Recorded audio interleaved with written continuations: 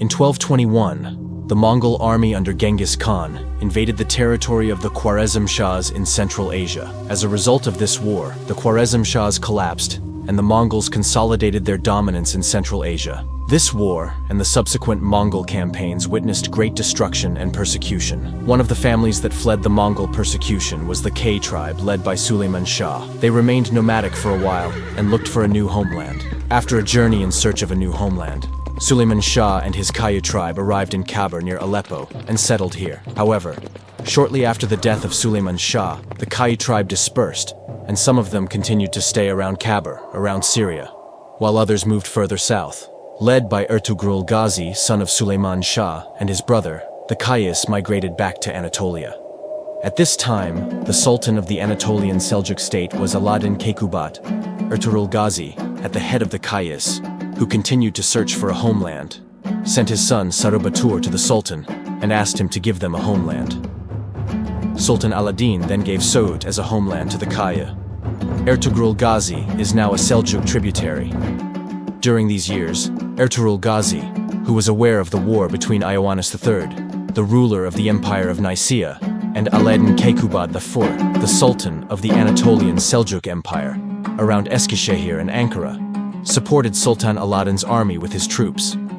In this context, he took part in the siege of Karacahisar. Alaaddin Keykubat I, who welcomed these services, complimented Ertugrul Gazi by making him the head of raiders. Ertugrul Gazi and his clan continued to increase their presence in the border regions for years. They even captured the castle of Karacahisar and taxed the Tekfur of Bilecik. According to sources, Ertugrul Gazi died in the 1380s, and Osman Bey became the new leader of the Turkmen tribes. Meanwhile, the Ottomans were still a tiny principality surrounded by enemies. The general outlines of the period when Osman Bey became the leader of the Kayıs were as follows. The border between eastern Rome and the Seljuks began at Bilecik. The Tekfurs between Eskişehir and Bilecik paid taxes to the Seljuk state and accepted the Sultan's sovereignty, and they lived in peace with the Turkmen tribes in the region. The Turkmen tribes, led by Osman Bey, lived in the tip regions on this border and got along well with the Tekfurs because it was in the best interest of both sides. In other words, both sides tried to act without breaking this relationship of interest. The military units of the Kayıs consisted of a few hundred people, so we can think of it as a very small army. Osman Bey was acting in partnership with the principalities that were influential on the Byzantine border and forming military and political alliances. However, Osman Bey stood out among the other beys. In other words, he was the leader among the beys who were equal in authority. Even according to Byzantine sources, Osman was regarded as the most active and dangerous Akıncı Bey of the region. One of those who saw these Turkmen on the border as a danger was the Tekfur of İnegöl, Aya Nikola. Nikola had noticed Osman Bey's slow but sure progress and considered it a threat to himself. Therefore, he began to organize frequent attacks on the borders of Osman Bey and the Turkmen tribes. At the same time, he tried to mobilize the other Tekfurs in the region against the Turkmen tribes. While the Osmanid tribe was migrating between Soğut and Domanachis, their herds were damaging the agricultural lands in the İnegöl plain. For this reason, the Tekfuru of İnegöl started to prevent the migration movements of the Osmanid tribe. He had the tribe's goods looted during the migration. This caused enmity between the two sides. After this looting incident, Osman Bey decided to attack İnegöl to take revenge. The Tekfuru of İnegöl received the news of this attack in advance and set up an ambush for Osman Bey at the location of Ermeni-Beli. Eventually, the two sides fought at the location of Ermeni-Beli, and the Ottomans were defeated in this battle. Osman Bey's nephew Beykoka lost his life in the battle.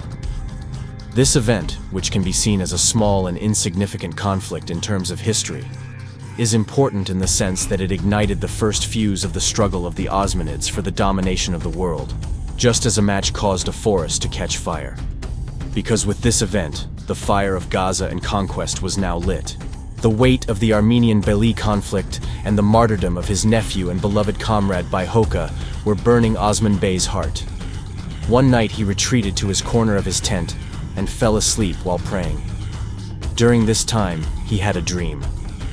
In Ashik Pashazada history, the dream is described as follows.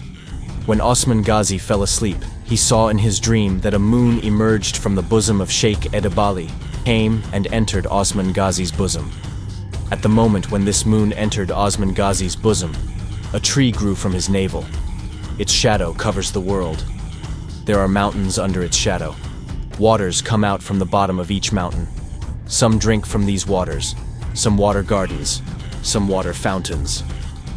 Then, Osman Bey, who woke up from his dream, was very impressed by this auspicious dream and immediately told it to Sheikh Edebali. Sheikh Edebali explained his dream to Osman Bey as follows. O son, from now on, comfort is for us, suffering is for you, forgetting is for us, reminding is for you. O son, God has granted you and your descendants a world state. Blessed be He. May my daughter Malhoun also be your destiny. This dream gave Osman courage, determination, and strength for his expeditions and conquests. And Osman, with the support of his sheikh, now took up the sword of the expedition. After this good news, Osman Bey's first target was Karacahisar, because Karacahisar was the first step towards the conquest of Inagol. Karacahisar was probably a small fortress built to protect Inagol against the dangers coming from the east and to serve as a customs for incoming commercial goods. The capture of Karacahisar, a strategically important region to the east of the Inagol plain, would also reduce the pressure of the Tekfur on the migration routes. Osman Bey conquered this fortress, which was a few leagues away from Inagol and located at the foot of Amirdağ, after his nephew Savcı Bey's son Bayhoka was martyred in the Battle of Armenian Bailey. With a force of 300 men, the castle fell to the Turks in a night raid. Since the Christian population accepted Osman Bey's rule, no harm was done to the people there. Osman Bey destroyed the castle, but spared the lives of the people. This was the first castle conquest in the history of the Ottoman Empire. After the conquest of Karacahisar by the Turks, the Tekfur of Inagol, Aya Nikola, who was in trouble and saw Osman Bey as a danger from the beginning, sent news to the Tekfur of Karacahisar and asked for support and addressed the Tekfur as follows. Why stop there? They will enslave you and your descendants, and they will take this province from our hands and ruin it. They are not strange Sufi Turkmens, and we should treat them accordingly. If we do not drive them out of this land or break them, the last regret will be useless. Upon this message, the Tekfur of Karacahisar and the Tekfur of Inagol agreed and formed an alliance against the Turkmens led by Osman Bey, and he had sent his armies to Soğut and Domanachis. This army was led by Kallinos, the brother of the Tekfur of Karacahisar. The combined Byzantine army and the Kaya forces set out from Inagol and came face to face in Domanachis. In the end, the Byzantine army was defeated by the Turks despite being outnumbered. Although Osman Bey was victorious in the battle, his older brother Savcı Bey was wounded and martyred as a result of a blow he received from the enemy.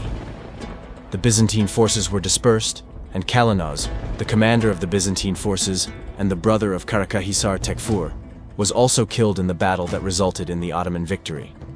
This was Osman Ghazi's first serious battle against Byzantine forces and brought Osman Bey great fame. The Seljuk ruler heard that the Tekfurs of Inagol and Karaka united and attacked Osman Bey and defeated him. Karacahisar Tekfur has rebelled against us. Don't we have the zeal of Islam? Let the armies be ready. He gave orders and moved from Konya to Karacahisar with his army. Osman Ghazi's Mujahideen and the Sultan's army move together, and the siege of Karacahisar begins. Catapults and weapons brought by the Sultan were very effective in this siege. During the siege, Osman Ghazi was given the command of the siege due to a news coming to the Sultan, and a part of the Seljuk army withdrew. Shortly afterwards, the castle was conquered. Osman Bey executed the Tekfur and gave spoils to his Mujahideen. After the conquest, Osman Ghazi sent some of the spoils to the Seljuk Sultan, together with his nephew, and the Sultan, who was extremely pleased with this situation, presented Osman Bey with a banner, good horses, and tools of war. Osman Bey's victory in this battle, and the growing fame of Osman Bey and the surrounding Turkmen tribes joining them, Osman Bey's power and army began to grow day by day, and Karacahisar became an Islamic city. The surrounding Turkmen tribes settled here, and Osman Bey appointed a Qadi and Imam to the city. Despite the Islamization of the city, the former non-Muslim inhabitants began to live safely with the Muslims. Some even converted to Islam under the influence of Osman Bey's just rule.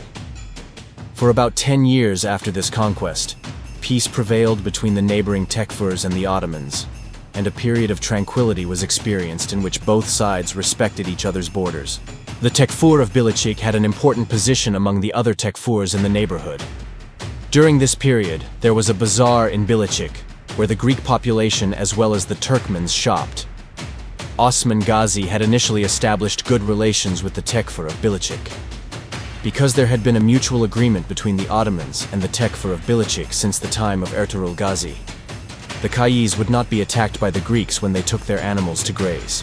The Turks also entrusted the Tekfur of Bilecik with their belongings and gave him some gifts as a thank you, and these gifts were taken to the Tekfur by women for security purposes.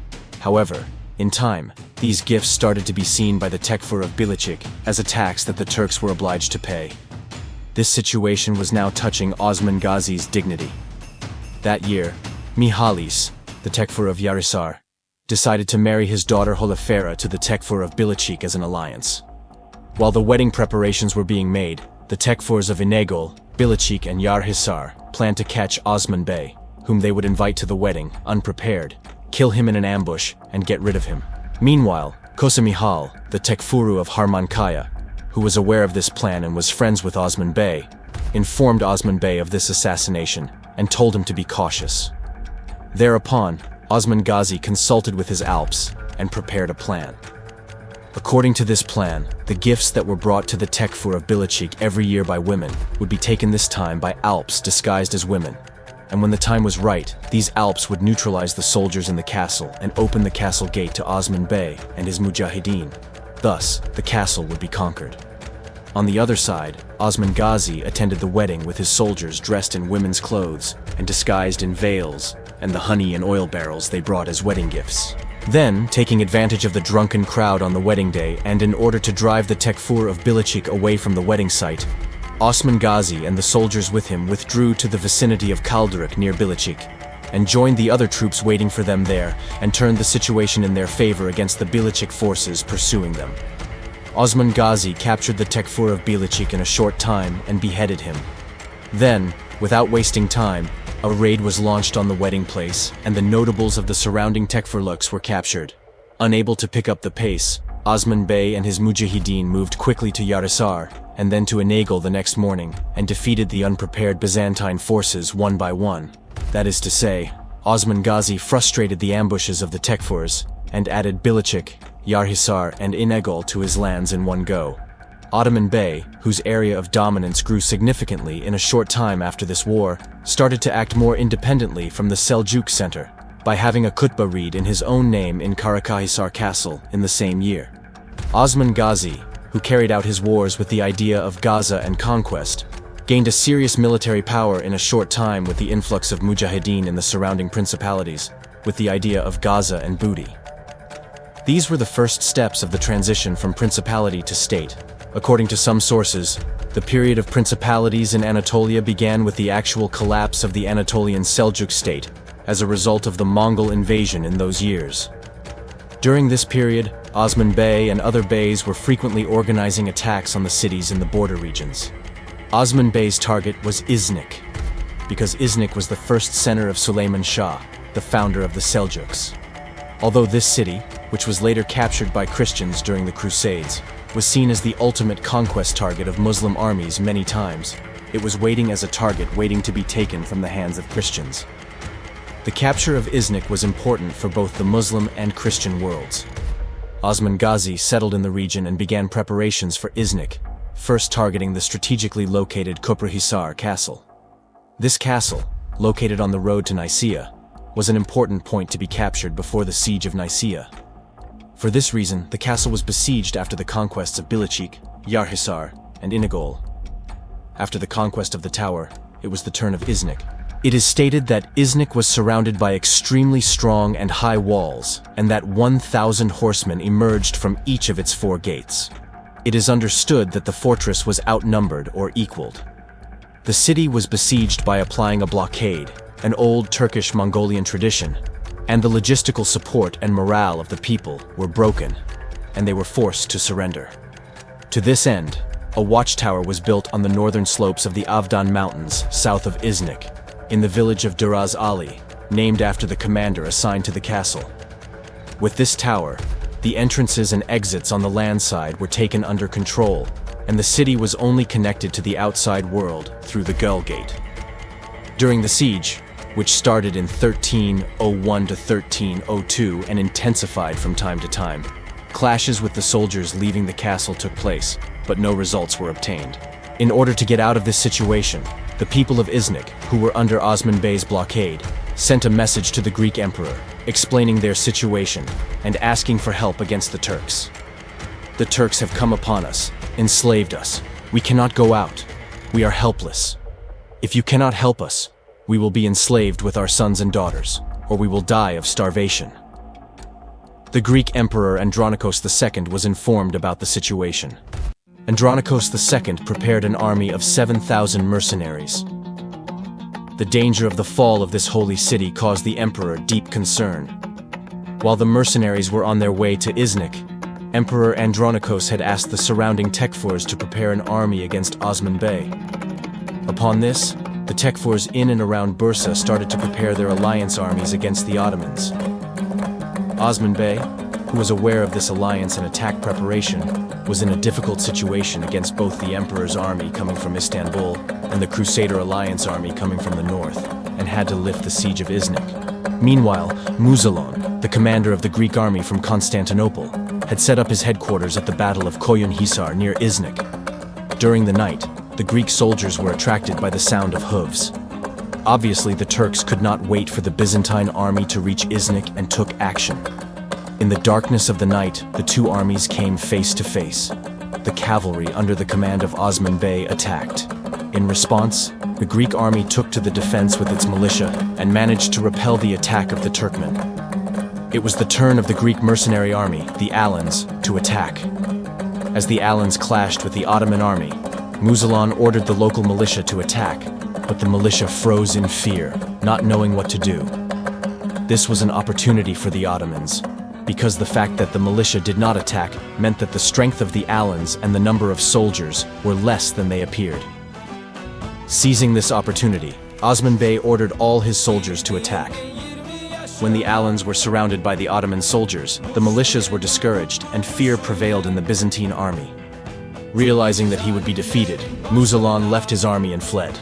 Ottoman soldiers had destroyed the Byzantine army.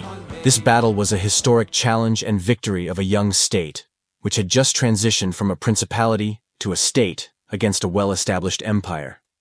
Despite this victory, Osman Bey chose to lift the siege of Iznik and bide his time. This battle added fame to the fame of Osman Bey and his young state, and became the first victory of the empire, and, according to some historians, the founding war of the Ottoman state. The Battle of Koyunhisar was a turning point that changed the fate of Osman Gazi. Osman Gazi, who had previously fought against local Tekfurdums, won his first direct victory against Byzantine rule with this victory. This victory also opened the door for the Turkmens, who were in pursuit of glory and booty, to spread throughout the Kocaeli Peninsula. With this victory, the power and influence of the Ottomans began to grow rapidly.